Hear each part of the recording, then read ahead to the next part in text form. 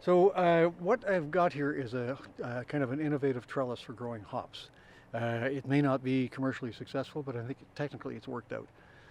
Normally hops are grown, as the camera will show you, on poles that are 24 feet high. Here, these tallest poles here are only 16 feet.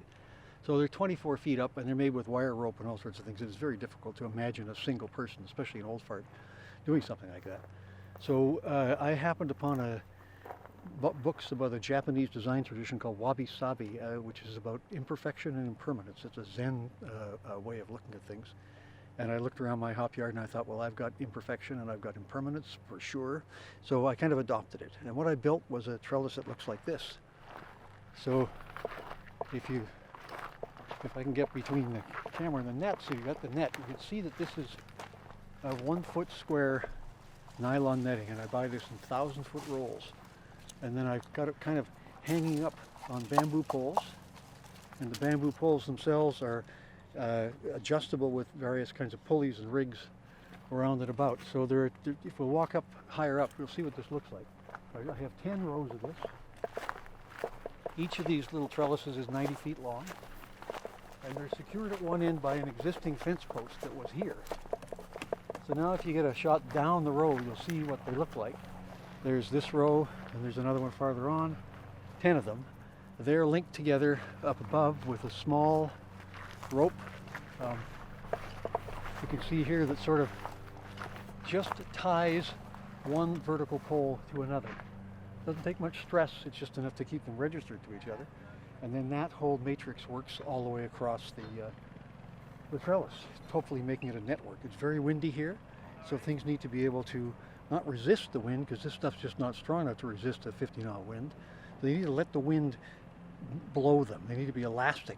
And what I found was that the ropes I was using were great, except that they didn't have a kind of a good reaction to a snap load, like when the wind blows the trellises over. So I've had to add pieces of nylon rope to get some stretch in it. With that, I think it's going to work. Hey, hang on 1 sec. I just want to take a shot of those two things where you pointed up here. Okay. I just didn't want to lose the audio, but we'll cut that in. Oh, I see.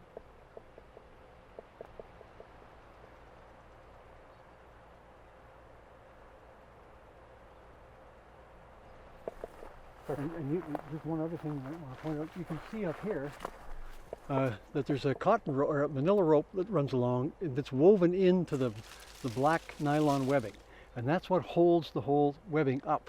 And that manila rope is supported on the bamboo poles all the way down the line. And down at the other end, you can adjust that for tension to hold the net higher or let it down again for harvest.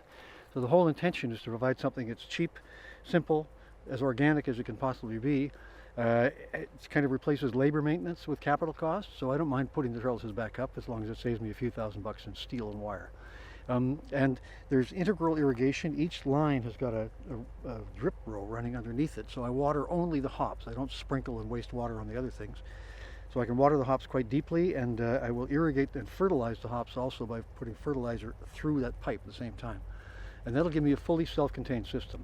It should be that you could take 2 of these trellises and put them anywhere in the world, anywhere in any kind of a desert environment.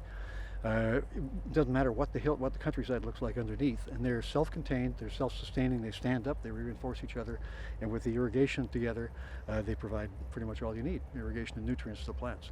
So that was the intention for the Wabi Sabi Hopyard. And sorry, 1 sec, I'm just going to take a shot of this.